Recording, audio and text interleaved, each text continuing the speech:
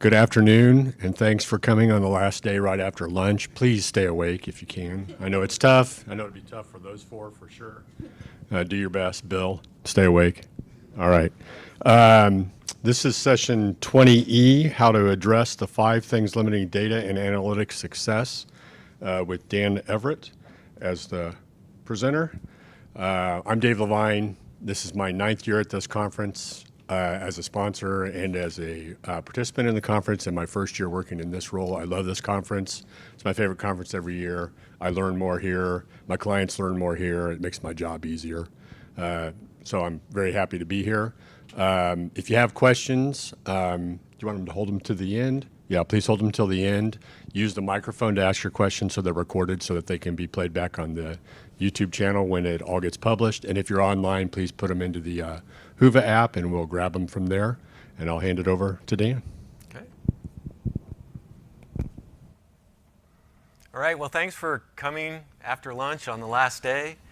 Now, I could tell you about all the things that I've done, all the places that I've worked at. The only thing that you really need to know about me for this session is that I'm biased. And in fact, I am so biased that it expresses itself in over 150 different ways. The reason that I'm biased is because I have a brain. Okay? If you have a brain, you have cognitive bias.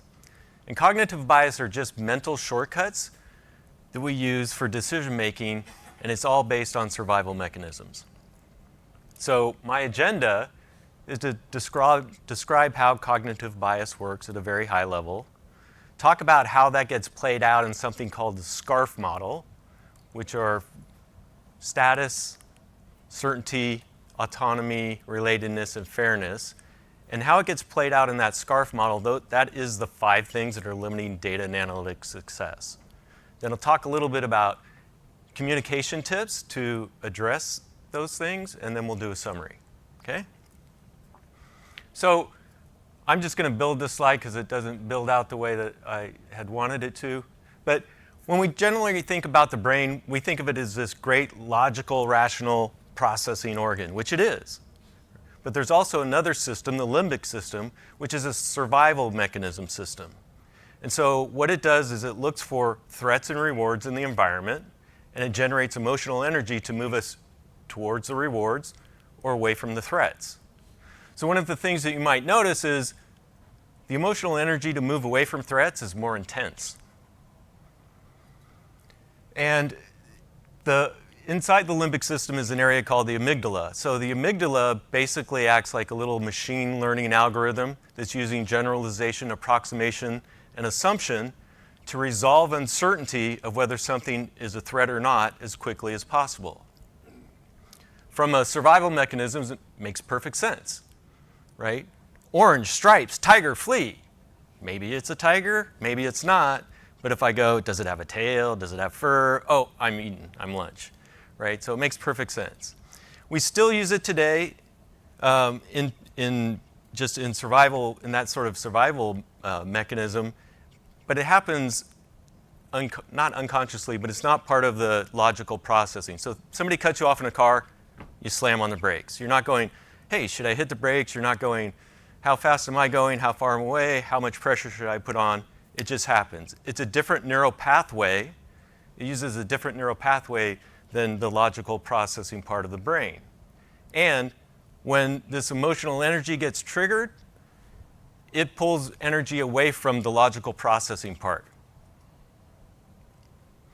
Now, getting eaten by a tiger or some other physical threat aren't things we encounter a lot, but that same neural pathway is being used to look out for social threats and respond to social threats. And that's where the SCARF model comes in. So the SCARF model is something created by Dr. David Rock. He works at the Neuro Leadership Institute. And so it's basically 5 domains or categories of social threats and rewards that the brain responds to, which are status, certainty, autonomy, relatedness, and fairness. Now, these work both as reward and threat. No, that's okay. I'm going to focus on the threat part because that's where the problems are, these threat responses. So, status, right? Many of us, we gain a lot of self-worth and importance based on our job, right? So let's say there's been a lot of talk this week about moving to data products. So let's say your organization is moving to this new data products type of model, right? And there's somebody that's been building reports for their boss for 10 years. And you come up to them and say, hey, great news, you don't have to build those reports anymore. They're going to go, whoa, whoa, whoa, whoa, my boss loves me, come on, right? There's going to be a threat response to that. So knowing how the brain works, right, some ways we might try and mitigate that. One is to validate their value. Hey, you've done a great job with your boss building these reports for the past 10 years, and your organization has actually outperformed because you've been more data-driven. So you're validating their value. And then elevate their status. So now we're moving to this new data products approach, right? And we'd like to take the experience that you have and apply it to what we're doing now so that more people throughout the organization can get the same kind of value that you've been delivering for the last 10 years. So there are two very different types of conversations. So that's status. Certainty. So I talked a little bit about this when I was talking about the brain and how the brain works. And we all like to have the ability to sort of predict the future. And in fact, uncertainty, there's been some research that shows an uncertain outcome is more stressful than a known bad outcome, right? And our brains are constantly trying to resolve uncertainty. Dan and Angela are getting divorced. Oh my God, what happened? Oh, I heard Dan had an affair. Oh no, I heard Angela had drug problems, right? If there's a gap in information, the brain will try and fill that gap with a story itself, right? So you have to walk a thin line. You can't overtell things that you might have to backtrack on, but you don't want to leave too many things open because the brain will create its own story, right? So trying to acknowledge uncertainty and just say, look, here's what we know right now. Here's what we don't know. Here's how we're working towards that. As we get more information, we'll let you know. And you're really just trying to make people comfortable with the uncertainty for a little bit longer.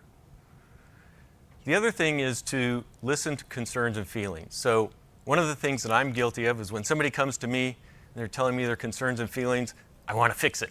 Oh, have you done this? Have you done that? Oh, don't worry. But actually what the brain research shows is people just want a safe place to express themselves. And actually if you let them tell their story, their feelings, it actually dissipates the anxiety that they're feeling and makes them more receptive. The next is autonomy. So we all like to have some choice and control over what we do. And so some ways to address that in the context of social threats response. One is to ask for input. So hey, we're looking to move to this new data products approach. We'd really like your input on how do you think we should structure the organization to best fit that, right? But one of the things you don't want to do is ask for input if you're really not going to take any of the feedback. I mean, you get these Bain and McKinsey studies and they roll up all the results. The CEO gets out there on the all hands and announces the change and asks everybody, do you have any feedback or input? We all know the decision has been made, right? That's lip service, so don't do that. But you do get some good, when you ask people for input, ideas are like children. We like our own the best. And so if they feel like it's their idea or part of their idea, they're going to own it, right? The other thing is to offer choice. So choice can be around a couple of things. One could be like, hey, your role is being changed. We have these 2 or 3 other roles. Is there one that might be more interesting to you than another? But another way to offer choice is to sort of create a bounded context. So in the new world of data products, here's the boundaries of what you can do and what you can't do. Here's the outcome that we want to achieve. Here are the resources that you have, And you can take those resources, and you can use them any way you want within the bounded context of what you have. So you're giving them autonomy and complete control over how they operate within the context that you've set for them. The last is, or not the last, relatedness is the next one. So we all like to feel connection and safety with others. And we naturally form in-groups and out-groups in our brain, right? So that person is in data management, and he speaks the same language that I do, right? And so, oh, that's my in-group. But that person is in finance, and they talk about cost centers and these other things that I don't understand. They're in my out-group, right? Well, when you move to a data products approach, you're going to take people, you're going to disrupt the relationships that people already have in their teams, right? And you're going to take people from data management, from machine learning or analytics, maybe from UX, and you're going to form them into a new group around the domain that the data products approach is looking at, right? So when you bring people together, that diverse groups that are part of in-groups and out-groups, one of the ways to address some threat responses there is to create a subordinate group. Now that could be as simple as we have shared goals, we have shared metrics to get everybody aligned, but if you can find something that connects them emotionally, so for example, let's say you're in life sciences and you're working on a cure for a specific type of cancer. Look, we're all here for the same purpose, right? To solve this, to create something that will help cure this cancer, save the lives of millions of people, improve the lives of all their relatives and everybody else, right? So some sort of emotional connection that's more than just revenue or cost. I know that's a very specific, small industry, but if there's something like that that you can get to create that subordinate group. And then focus on similarities. So the brain likes to focus on differences. One of the ways to focus on similarities is storytelling. So when I was a kid, I'd go to camp, summer camp, and the first night, we'd all go out to the campfire and get around the campfire and we'd tell stories. And telling stories is a way for us to share our feelings, connect with others emotionally, create bonds, and make us more receptive to the new organizational structure that we're looking at in this data products scenario. Next is fairness. So we like to feel that things are fair and equitable, the decisions that are being made and that are impacting us. I don't know if anybody saw the Capitol Hill riots testimony, but those people genuinely believed the process was unfair, and that's why they rioted. So you need to provide as much transparency into the process, right? This is why we were doing this. We felt that moving to a data products approach was going to give us more agility, more speed in decision making, make us more effective in the market. These are the things that we considered as we were making those decisions. This is how we came to the conclusions that we did. As much transparency as possible into the process. The other thing is there are people within organizations that are leaders. And they're not formal leaders, they're not managers, they don't have titles, but in their peer group, they're the people that you look to, right? Oh yeah, well what do you think, right? They're the reference point for the group. So if you can find those people and recruit them into allies, and then not only recruit them into allies, but have them publicly state that they felt that the process was fair, that they think this is the right direction, either through written communications or videos or things that you put out through all of your communications. And that helps bring the other people in their peer group along with them. Okay, so that's the SCARF model. That's a little bit about how you might mitigate some of the risks, threat response risks there. So let's look at some communication tips now that we know about how the brain works and the SCARF model. So one is just anticipate during the communications what threats might get triggered. So does somebody have a particular SCARF domain that's stronger than others? Like for myself, relatedness is a strong one for me. So like when my wife and I get in a fight, I want to grab on. Hers is autonomy, so as soon as I want to grab on, she wants to push away. very interesting dynamic. But now that we're aware of it, we can work through it. So what domains might get triggered? And what filters do they have? So we talk about people see the glass half full or half empty. Every brain is actually wired uniquely. So somebody might see a long stem rose and say, oh, that's a beautiful flower. And somebody else might have fallen in a rose bush when they were young and say, oh my God, dangerous thorns. Same external stimulus, different processing of the information. So what kind of filters do they have? Powerful hotspots. So have you ever been talking to somebody and the conversation's going really good, and then all of a sudden you say something and they get all tense and their whole affect changes, and you're like, oh my God, what did I say? What did I do? There's some hotspot there that you just triggered. So there's a saying for a happy family get-together, don't talk about religion or politics. Those tend to be hotspots, but there are other hotspots that people have. So if you know what somebody's hotspots are. And then agendas, let's face it, we all have vested interests in outcomes going a certain way. So think about what their vested interests are in the outcomes, their agenda. And during communication, what the brain tends to do is get stuck down here in the problem and the drama. Oh my God, I just learned the last process. Now you're telling me you got to learn this new one. And then I have to learn this new tool. And I still have to do my job and do the training, right? And we get stuck at problem, drama, problem, drama, problem, drama, right? So what you want to try and do is shift the focus, right, to the vision, right? Where are we going and how are we going to get there? Right? And one way to do that is to ask vision questions. And these are just some examples to give you ideas, but you can think of your own. Like, okay, what's your ideal outcome? Right? What do you think the process should look like? How would you define success? Sometimes the emotional energy that gets generated is so strong that you can't shift them. And at that point, it's better to leave it and go away. It takes at least half an hour for that strong emotional energy to dissipate, right? And for the logical processing parts of the brain to come back online. So give yourself some space.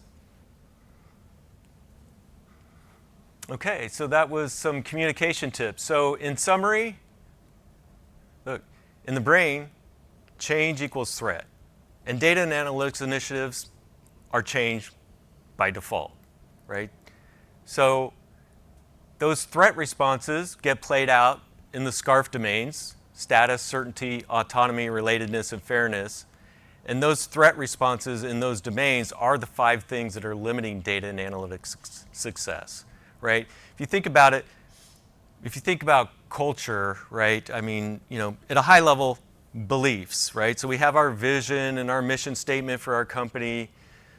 Roles and responsibilities, we have those, and processes in place, and we have, common languages and communication channels, and we have, policies and procedures, right? Those things all affect culture, but at the end of the day, really, it's behavior that ultimately affects culture. So we want to plan our communication, knowing how the brain works, knowing how we might trigger, people might get triggered in those different domains. So, this has been it's a very short session. We're just barely scratching the surface, but if you'd like to learn more, so Dr. David Rock, who created the SCARF model, runs the Neuro Leadership Institute. They have a lot of great information on how cognitive bias affects decision making. The Decision Lab, they have many pages that describe those over 150 different ways that cognitive bias get expressed: expedience bias, status quo bias, recency bias, all of those things. So if you're interested in learning more about that. And then Corporate Visions, they use neuroscience to help people sell. And the reason that I put this up here, because data and analytics initiatives and change management is selling. Don't kid yourself, right? Okay, so that's it. I hope I left enough time to... You did. We have about 10 minutes. Okay. Okay. So I did time it well. Yep. We have one online question that came in. Do you find the approach of validating status works on a regular basis? I find they still go to threat. So none of these work all the time, right? These are just some examples, right, to give people some starting points to think about. But no, none of them work all the time. And sometimes you need, these things are interrelated, right? So if you ask people for input on the project, right, and I had that around autonomy, right, but that also affects status. You know, hey, he's asking me, that must mean I'm important. So, you know, nothing, there is no silver bullet, right? These are just ideas. These are just things to think about.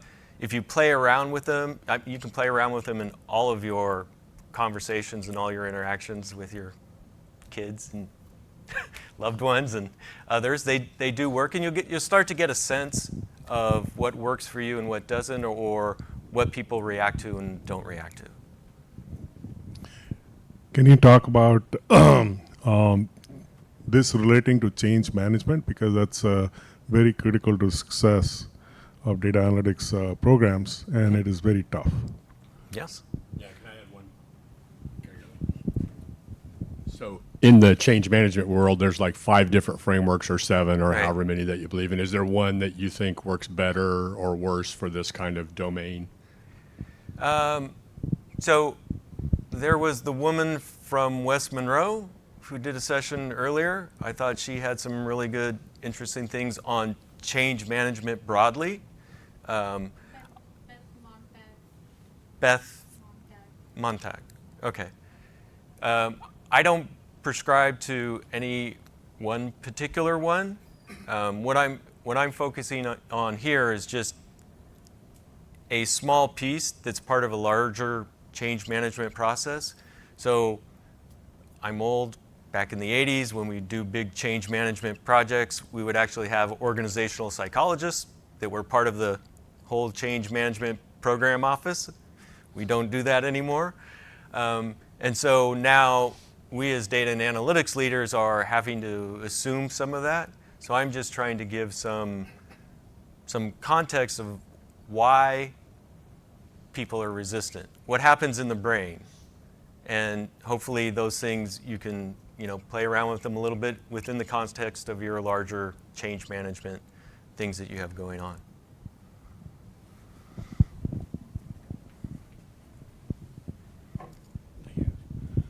I'm thinking about what you said about the threat response, and one of the things that I found is a persistent trigger of that with respect to enterprise data management is that of the concept of data ownership. That is, people think that the data that they've been managing defines who they are and their value to the enterprise. And now you're telling me I have to share my data with other people in other departments, make it generally available, and I don't have complete control over it anymore. People get worked up about that idea. Right. Well, when I have control of the data and people have to come to me for it, what do I have? Status. Right. Now I have to, where'd I go? Oh, I went the wrong way. And now I'm not the one controlling it anymore. I've lost autonomy. Yeah. So the answer, I guess, from your perspective would be you substitute a different way to make that person feel valuable, that they're participating in a process, Right. and that they have Right. a unique contribution to make to that process. So even though they don't own the data anymore, Right. they are still making a valuable contribution. Exactly. Still making a valuable contribution and asking them for input. Look, we're moving in this direction, right? I understand that in the past you've had control over the data, but this is the direction. But I would like your input on how do we best do that? You've been managing the data for 10 years, right? I'm sure you have lots of insights on how to best do it. And we'd like to use that, right? We'd like to use your experience with status to help us better do that. Now, again, right, these things don't always work. It's a tricky thing too, because you have to say it just right, or else they think you're just feeding them a line. Well, oh, sure, and you can be there's- part of the process. We'll make but- sure you have an important role. But this is right. But this is the thing, right? This is, walk the talk and walk the walk, right? You have to put them together, right?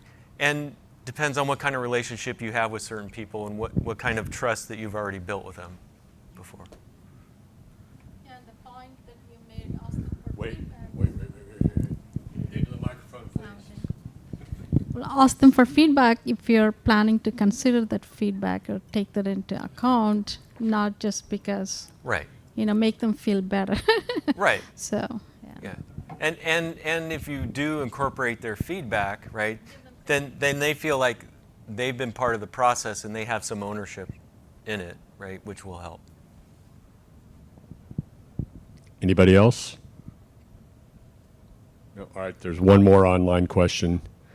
This is essentially stakeholder management, part of change management. How often have you seen organizations employ org change management people? I think most CDOs would benefit from it, but it's a very hard sell.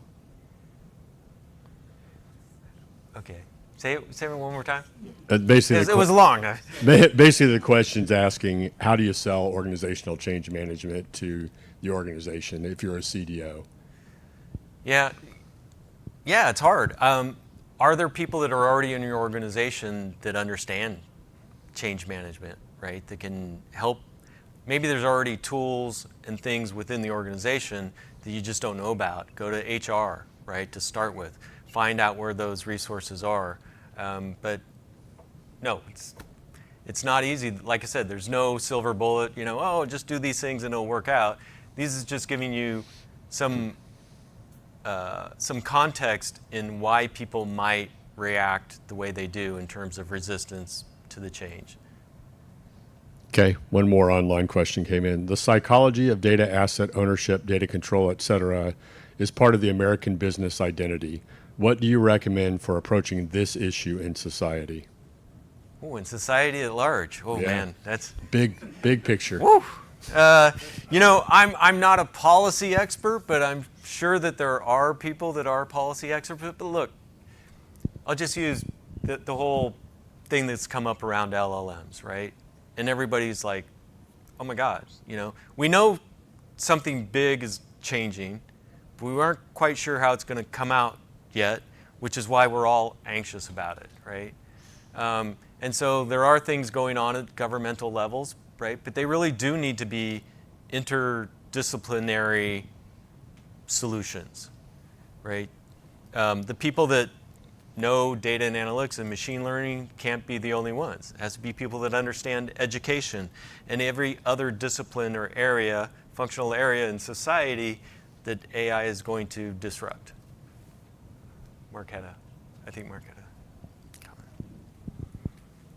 One question. That's a comment. I was just going to say, I think a big part of this is very strategic, right? This adoption of analytics, machine learning, and AI into the enterprise, and it's affecting the business architecture. There's a great book out there called Strategy to Reality by an author by the name of Wendy Kuhn, and it talks about this very thing in terms of the organization's ability to embrace, adopt, and move to strategic shifts that affect business architecture. I just would recommend that book, Strategy to Reality, Great, thanks. by Wendy Kuhn. Khun, I believe is her last name. Thanks, Mark. Anybody else? Nope. All right. All right. We're out of time. Okay. Thank you very much. Thanks for attending the session, Thank you. and thanks, Dan. Yeah. Appreciate it. Everyone have a great conference.